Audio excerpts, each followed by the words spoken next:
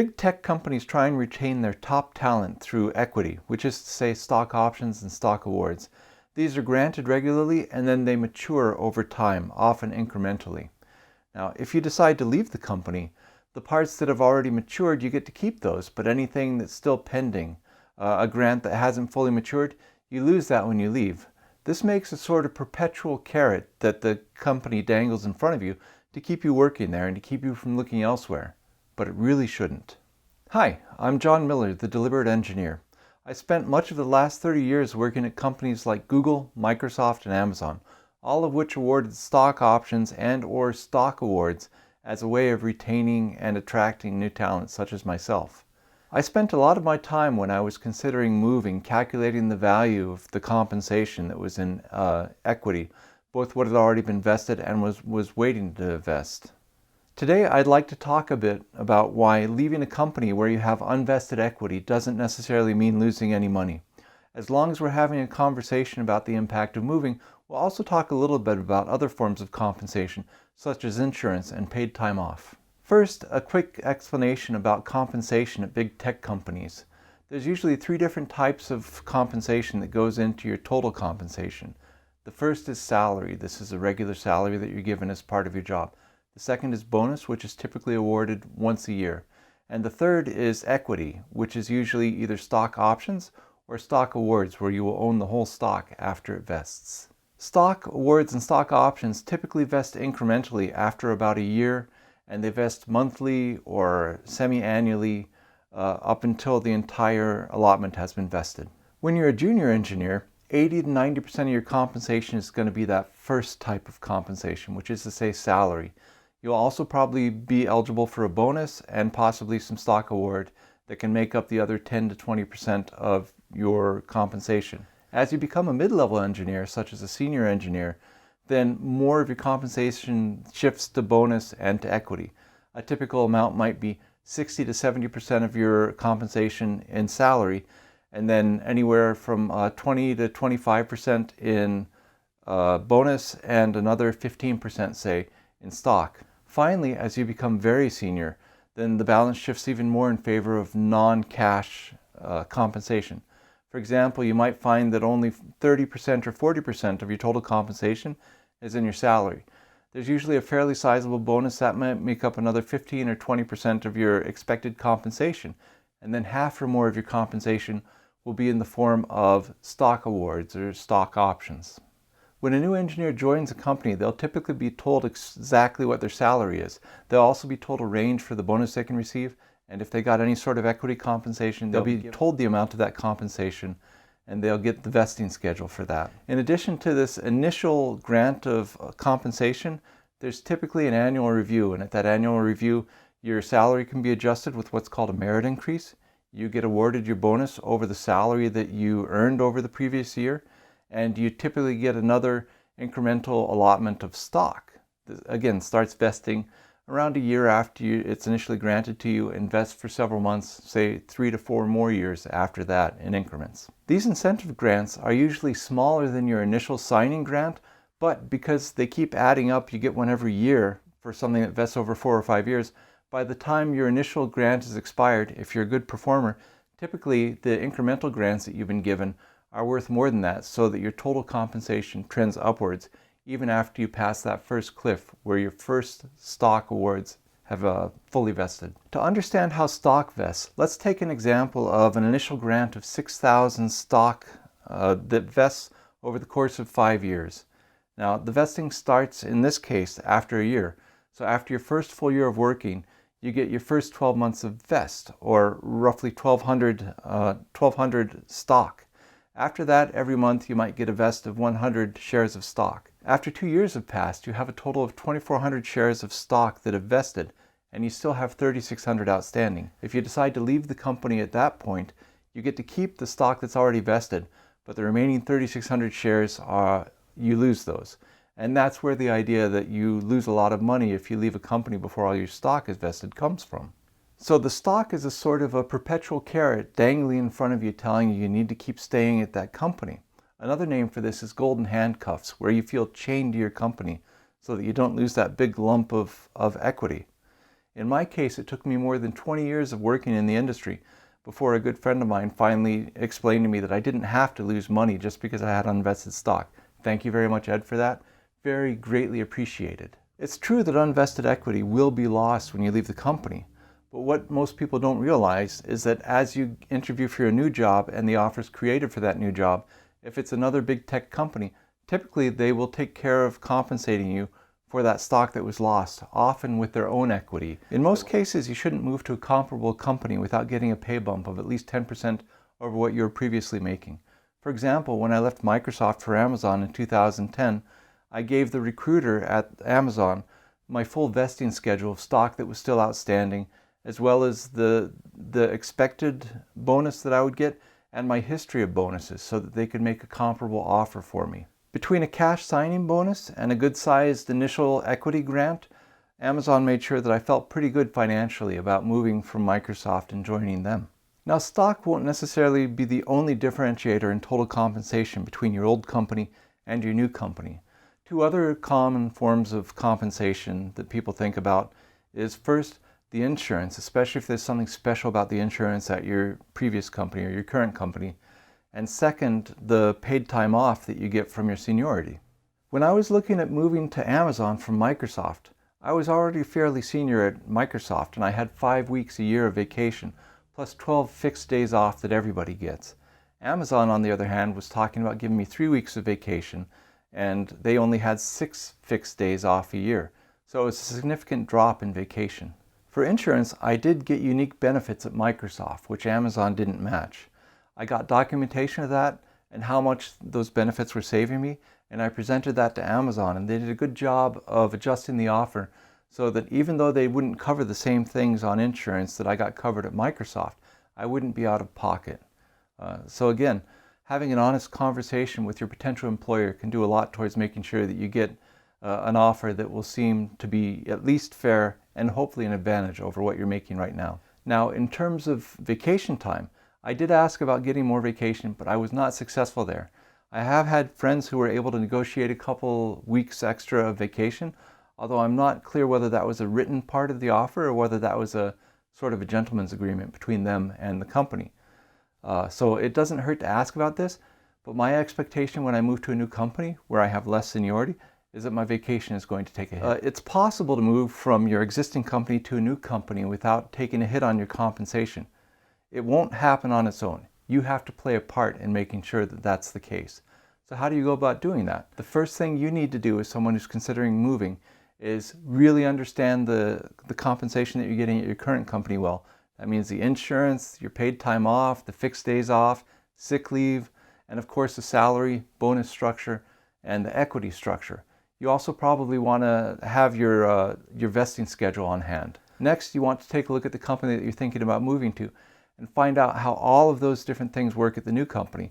Typically, you'll have to talk to the recruiter or somebody else in HR or benefits to get that information, but it's well worth your while to make sure that you understand it and that you have a comparison between your current company and the company you're thinking about going to that can help guide whether or not you will accept an offer with them and how big an offer will have to be for you to accept it. Stock is relatively tricky to compare between your current company and the company you're thinking about going to. Nobody can predict the future of stock, what it'll be worth in a year, 2 years, or 5 years. Your current company can't do it. The company you're going to, even though they might tell you what they expect it to do, it doesn't really mean a thing. What I've found to work best is to strictly go by information that's available today. In other words, I take a look at the point where I'm making an evaluation, I take a look at all of my unvested stock and the current stock price, or say the average of the last 30 days.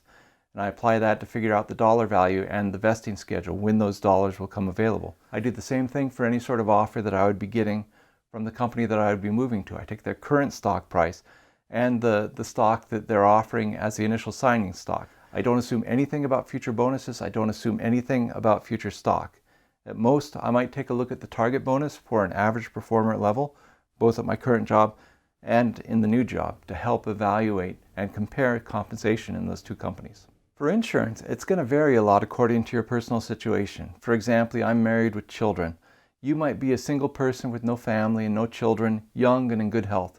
In that case, the insurance probably isn't going to matter a whole lot to you and you don't need to spend much time on it. But if you have any significant medical expenses, if you rely on your insurance for anything that's a recurring expense, then it's really worth digging into it and understanding things like the maximum out-of-pocket each year for both your current plan and your new plan, whether they have an HSA, what the deductible is, both for individuals and for family members, if there's any sort of maximum payout for different types of things that are insured, and so on. If it's important for your situation, make sure you take a look at the insurance, a close look. It doesn't have to be a deal breaker, but again, it's something you should go into with your eyes open. Once you have all the information gathered about compensation, I found it very useful to make a spreadsheet that lists the different types of compensation, especially your stock, your outstanding stock, and the vesting schedule for that. So here's a sample workbook that's got sheets for calculating the value of outstanding equity or stock, and another sheet that we'll talk about in a minute that shows the total compensation for comparing between the current job and the job that I'm considering. So what this shows here is I calculate the amount of stock that I'm going to have vesting each month from now moving forward. So if it was February, a month from now would be March, April, May, June, July, and then when you're 12 months, that would be a year from now, 24 months, 2 years from now, and so on. I don't bother calculating it all the way out. Instead, I just summarize it for anything that's more than 2 years away, because that's an infinity in this business. First grant is an example of what your initial grant when you joined the current company might have been. So here you can see this one is just wrapping up, 75 shares vesting a month for roughly 9 more months, and then it doesn't contribute anything more. The second grant would be an example of a really good incentive grant that I got a year after I joined the company. So here you can see it's contributing $100 shares a month all the way through until it ends a year later than on my initial grant. And then the third grant would be another incentive grant that came in later, a little less, 90 shares per month, but you can see that one goes all the way through the end of the first 2 years and still adds a little bit to the after 2-year window. And then finally, let's say the fourth grant is one that I was given just a few months ago, and it's there's typically a wait of about a year before you start seeing the stock from your first grant. Even though it's sort of counting the vest, you don't actually get it until that first year is up. So we get the vest for the first 12 months at 80 shares a month is 960 shares, and then it drops back to a monthly vest of 80 shares per month, and then some residual stock after those first 2 years. If you add that up per month, here's the totals you get, and that's fine. And then if you sum it all up, you can say, well, if I quit today, I'll lose 9,500 shares of stock. If the stock today is worth $21.10 per share, that's about $200,000. So this is the sort of information that you want to have for your comparison, along with the timing, maybe annual or even down to the month of when you would normally have that money accessible, just to make sure that you have similar compensation at the new job. So now that I've got the calculation for the stock, I'd go ahead and take a look at the total comp comparison between the old and the new job. And rather than comparing it year by year, it's better to compare it for a longer time window, say 4 years or 5 years. In this example, we compare it for 5 years. So what you do is we assume that there's no incentive raise in terms of salary, but we do count the target bonus at whatever is typical for the level, and we assume no new stock. We're just counting the existing stock. So this is a very conservative comparison. If we take a look at that for 5 years for the current job versus the offer that's being made by the company that wants me to join them, you can see where the difference is $970,000 for staying at the current job, or $883,000 over those 5 years to go to the new job, which is a difference of more than 9% lost by going to the new job. That's a big disincentive to go, and this would be the basis of discussions with the new company to say, hey, I really can't go for this amount of money. If you want me to come, we need to do this and this to the offer. And I would share this information with them. Now, the most interesting number on this spreadsheet is the delta that is calculating over the course of 4 or 5 years. In this example, you can see that I'm expecting to make 9% less if I accept the new job as it sits today than I would make staying at my current job. That's pretty much a non-starter. You really don't want to move to a job that's not willing to pay you what you're already making. Work with the recruiter to make sure that the offer is fair. Now, you don't have to be mean about anything. Remember, it's not personal. This is business. They're trying to decide if their business can afford to bring you on. One thing that might happen when a business is trying to acquire a person is that they might try and get that person for the least they can while still keeping that person happy. You need to express how you feel about things in a very polite way to make sure that they understand where the line is. Also, don't come up with arbitrary numbers for things. If you're asking for a particular salary or a particular bonus, make sure you have a reason for it. Now, it doesn't have to be a great reason, but there needs to be something that exposes the thinking. It shouldn't be an arbitrary number. For example, I might take a look at an offer they gave me and I'll say, well, you know, I love your company. I think you guys are doing a lot of great things and I'd be really excited to work there. But I take a look at the compensation you're offering and what I'm making today, and it's actually a little less than what I'm making. For a move to make financial sense for me and my family, I would probably have to get at least a 10% increase in what I'm making to help make up for the risk that's involved in going to a new place and the extra stress that it's going to put on me and my family, learning a new job, getting up to speed, and the extra time I'm going to have to spend doing that. So again, I love your company, but is there any way that we could look at making the offer a little better, a little more in line with this thinking? Remember, this is business. This isn't personal. Don't take it personal if they try and lowball you. Don't take it personal if they're not willing to pay you what you think you're worth.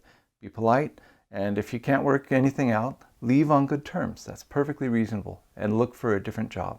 Summing things up, if you haven't worked at a couple different places, for example in big tech, then you might feel trapped in your job when you're really not. The benefits, the bonuses, the compensation that you're getting are things that you should be able to get equivalents of pretty much any place else.